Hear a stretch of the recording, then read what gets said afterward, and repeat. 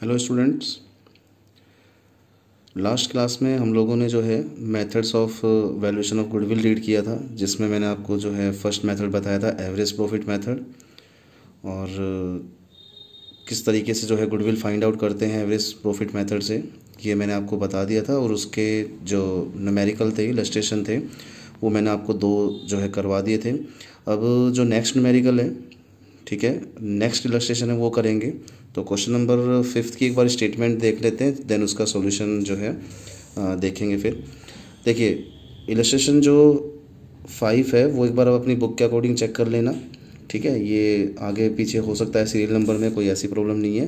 तो स्टेटमेंट के अकॉर्डिंग आप लोग जो है एक बार चेक कर लेना अपना question. There are two partners A and B with profit sharing ratio 2:1। They decide to take C into partnership for 1/5 share on 1 April 2017। एक बार इस डेट को जो है एक तरीके से नोटिस करना, आप इस डेट को जो है नोट करना, ठीक है। 1 अप्रैल 2017, ओके। इन्होंने सी को एडमिट किया है इस पर्टिकुलर डेट को। For this purpose goodwill is to be valued at 80% of the average annual profit, okay. यहाँ जो एक तरीके से गुडविल की जो वैल्यूशन की जाएगी वो 80% ऑफ एवरेज एनुअल प्रॉफिट, ठीक है। यानी कि जो आपका एवरेज प्रॉफिट आएगा एनुअल, उसका 80% जो है एक तरीके से आपकी गुडविल फाइंड आउट हो जाएगी उससे। लेकिन यहाँ पर कुछ आगे और भी कंडीशन बोलता है स्टेटमेंट में, कहता है एनुअल जो आप average annual profit find out करोगे वो किस तरीके से करोगे, ऑफ द प्रीवियस 3 और 4 ईयर्स। 3 साल का एवरेज प्रॉफिट करना है आपको और 4 साल का करना है, ठीक है। विच एवरेज हायर, इन दोनों में जो, यानी कि 3 ईयर्स के एवरेज प्रॉफिट और 4 ईयर्स का जो एवरेज प्रॉफिट जो दोनों में ज़्यादा होगा, विच एवरेज हायर होगा, उसका 80% जो है इस फर्म की गुडविल वैल्यूड हो जाएगी, ठीक है।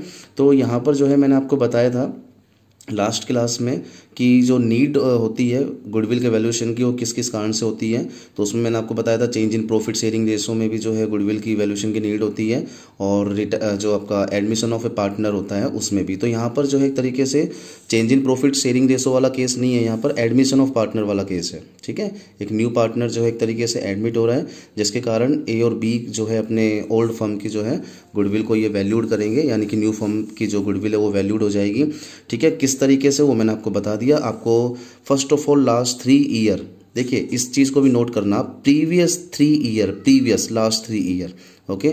तो लास्ट 3 ईयर और लास्ट 4 ईयर्स के जो आप एवरेज प्रॉफिट फाइंड आउट करोगे, उसमें से जो ज़्यादा होगा उसका 80% इस फर्म की गुडविल फाइंड आउट हो जाएगी, ठीक है। तो यहाँ जो प्रॉफिट आपको जो है 4 ईयर्स के गिवन है, लाइक 14, 15, 16 और 17, ठीक है। 31 मार्च 17, 16, 15, 14, ओके। तो यहाँ पर चलिए क्वेश्चन का जो है एक तरीके से सॉल्यूशन देखते हैं फटाफट से, ठीक है। फर्स्ट ऑफ ऑल मैं जो है 3 ईयर्स का जो एवरेज प्रॉफिट है वो फाइंड आउट करता हूँ। लेकिन प्रॉब्लम कहाँ पर आएगी आपको, प्रॉब्लम यहाँ पर आएगी कि सर हम लोग जो है यहाँ से 3 ईयर्स 1 2 3 करें या फिर यहाँ से 1 2 3 करें, 1 2 3। तो देखिए इसलिए मैंने आपको बोला था ये नोट कीजिए प्लीज़ आप, ठीक है। कहता है जो प्रीवियस थ्री का मतलब लास्ट 3, यानी कि जब न्यू पार्टनर एडमिट हुआ है 1 अप्रैल 17 को, तो उससे लास्ट कौन सा था, उससे लास्ट तो हमारा जो है 31 मार्च 2017 था, उसके बाद 16 था, उसके बाद 15 था। तो आपको जो है ये 17 यानी कि इस डेट से जस्ट लास्ट करने हैं आपको काउंट प्रॉफिट 1 2 3, ठीक है। तो average profit first of all 3 years का जो है हम लोग फाइंड आउट करते हैं। चलिए एक बार चेक कर लेते हैं किस तरीके से मैंने जो है प्रॉफिट को फाइंड आउट किया। ये देखिए जी, ए एंड बी पार्टनर है, ओके, और सी को इन्होंने एडमिट किया। किस डेट को एडमिट किया, ये डेट मैंने जो है लिख दी है, ठीक है, नोट कर लेना इस डेट को। और इसके बाद जो हम 3 ईयर्स का प्रॉफिट फाइंड आउट करेंगे 17, 16 और 15 का। तो ये 3 ईयर्स का प्रॉफिट मैंने टोटल कर लिया, ठीक है। और उसके बाद मैंने जो है फिर इन तीनों का एवरेज कर लिया, तो कितना आया 92,000, ओके। ऐसे ही अब बात करते हैं 4 साल के प्रॉफिट की। तो जो 4 साल का 4 ईयर का प्रॉफिट है, तो 4 ईयर तो हमें दे ही रखे हैं 4 ईयर के प्रॉफिट। तो 4 ईयर का प्रॉफिट जो है एक तरीके से जब एवरेज करेंगे, टोटल कर देंगे इसका, और टोटल करने के बाद इसका 4 ईयर से एवरेज कर देंगे, तो हमारा जो ये आया प्रॉफिट, एनुअल एवरेज प्रॉफिट, वो 93,500 आया। अब इसमें एक कंडीशन की कही गई थी कि which average higher in both case, ठीक है। तो जो दोनों केस में 3 ईयर्स के एवरेज प्रॉफिट, 4 ईयर के एवरेज प्रॉफिट में जो ज़्यादा होगा दोनों में, ठीक है, तो वही जो है एक तरीके से उसी के बेस पे आपको गुडविल का वैल्यूएशन करना है। तो यहाँ पे मैंने लिख रखा है विच एवर इज हायर, ठीक है, इन बोथ केस, दोनों केस में विच एवर इज हायर कौन सा है, डेट इज 93,500 100। ओके, ठीक है जी। तो 93,500 जो है एक तरीके से ये आपका whichever is higher amount है। ओके, देन इसका जो है 80% आपकी गुडविल फाइंड आउट हो जाएगी। ठीक है, तो ये जो whichever is higher amount निकला था उसको हमने उसका 80% जो है फर्म की गुडविल फाइंड आउट कर दी। ठीक है, तो इस क्वेश्चन को एक बार आप देख लेना, ऐसा ही सेम प्रैक्टिकल क्वेश्चन है, आप लोग ट्राई करना। ओके, देन नेक्स्ट क्वेश्चन की तरफ अगर हम लोग बढ़ें तो 6th क्वेश्चन भी जो है ऐसा ही है। तो आइए एक बार इसकी भी स्टेटमेंट हम लोग रीड कर लेते हैं। There are 2 partners A and B with profit sharing ratio 3:2। Clear है। They agree take C into partnership for 1/3 share, ये भी ठीक है। ओके, कोई डेट गिवन नहीं है, छोड़ दीजिए। For this purpose goodwill is to be valued at 2 years purchase of the average profit last 4 year। तो यहाँ पर आपको एवरेज प्रॉफिट लास्ट 4 year का करना है, देन उसके बाद आपको नंबर ऑफ ईयर परचेज से मल्टीप्लाई करके गुडविल फाइंड आउट करनी है। ओके, तो यहाँ पर है ना आपको जो है थोड़ा ध्यान देना होगा कि 14 का जो प्रॉफिट है वो 50, 15 का 120, 16 का 180 और 17 का 70,000 लॉस दे रखा है यहाँ पर। ओके, लॉस हमारी नेगेटिव फिगर होती है, बात ध्यान रखना। ओके, देन इसके बाद क्वेश्चन में अगर आगे की स्टेटमेंट हम लोग रीड करें तो ये कहता है on first April 2016 A motor bike costing, इस डेट को आप एक बार नोट कर लेना कि जो मोटर बाइक आपने परचेज़ की है 50,000 की, किस डेट को परचेज़ की है। ठीक है, तो 1 अप्रैल 16 को परचेज़ किया आपने। Was purchased and debited to travelling expenses account on which depreciation is to be charge at the rate 20% per annum. ठीक है, तो यहाँ पर क्या मिस्टेक हुई ज़रा ध्यान से सुनिए, मैं आपको बता देता हूँ। देखिए, सबसे पहली बात तो मेरे को ये बताइए कि जो मोटर बाइक होती है वो हमारा एक्सपेंसेस होता है या एसेट्स होती है? वो बिजनेस की एसेट्स होती है मोटर बाइक। ओके, और उस पर जो डेप्रीसिएशन चार्ज किया जाता है वो एक तरीके से लॉस होता है। ठीक है, डेप्रीसिएशन एक लॉस होता है, ये बात ध्यान रखें। ओके, तो डेप्रीसिएशन एक लॉस होता है, तो लॉस को तो हम P&L के डेबिट में शो करते थे +1 क्लास में। ठीक है, और मोटर बाइक है, मोटर बाइक को बैलेंस शीट की एसेट साइड में शो करते थे। लेकिन इस बंदे ने क्या करा, क्वेश्चन वाले ने, कि मोटर बाइक को ट्रैवलिंग एक्सपेंसेस कंसीडर करके P&L के डेबिट में शो कर दिया।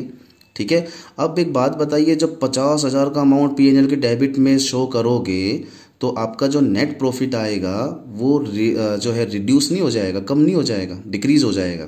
ठीक है, तो गलती कर दी इसने क्या कि जो आपकी कैपिटल एसेट्स है ना, यानी कि जो आपका कैपिटल एक्सपेंडिचर है उसको आपने रेवेन्यू एक्सपेंडिचर ट्रीट कर लिया।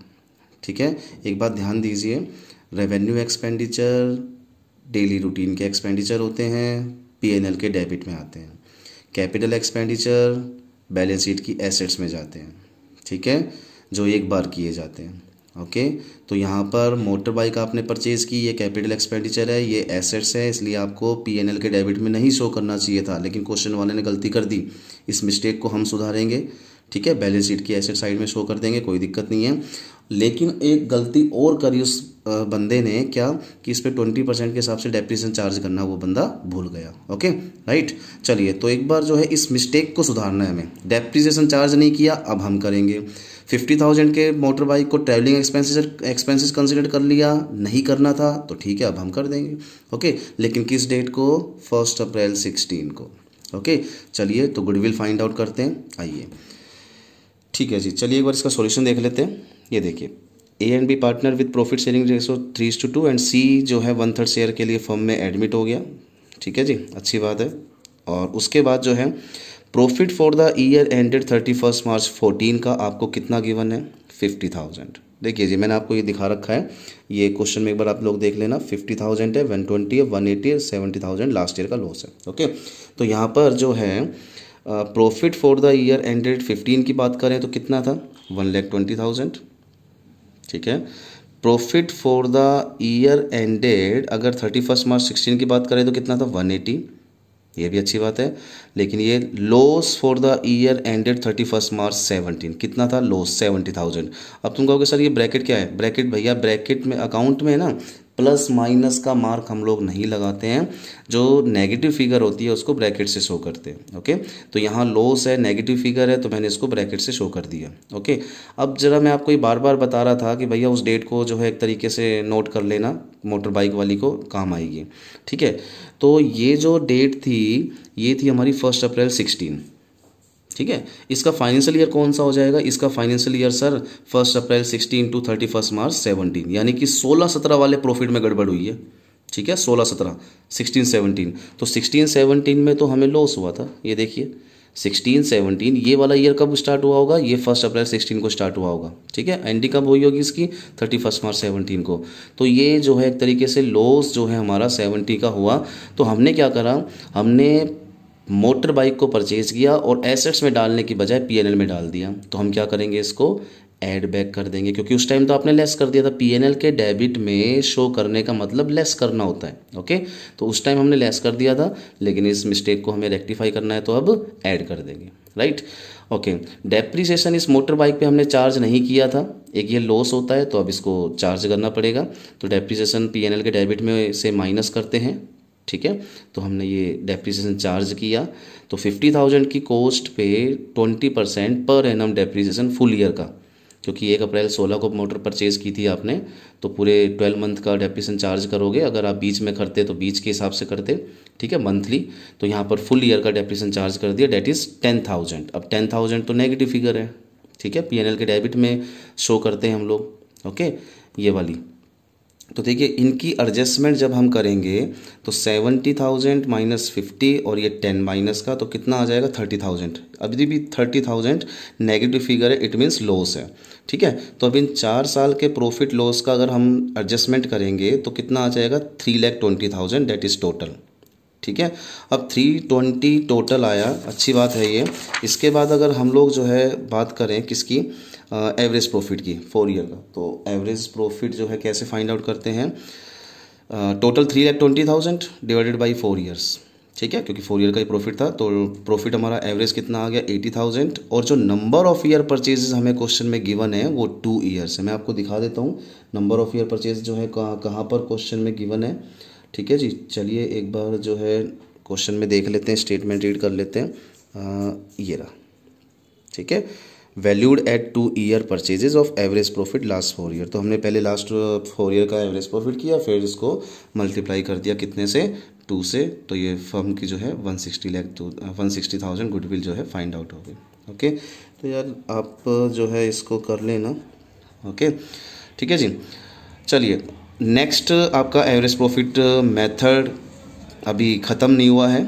ठीक है, एवरेज प्रॉफिट का अब छोटा भाई आ रहा है, यानी कि इसी का एक पार्ट बचता है हमारा छोटा सा, that is weighted average profit method.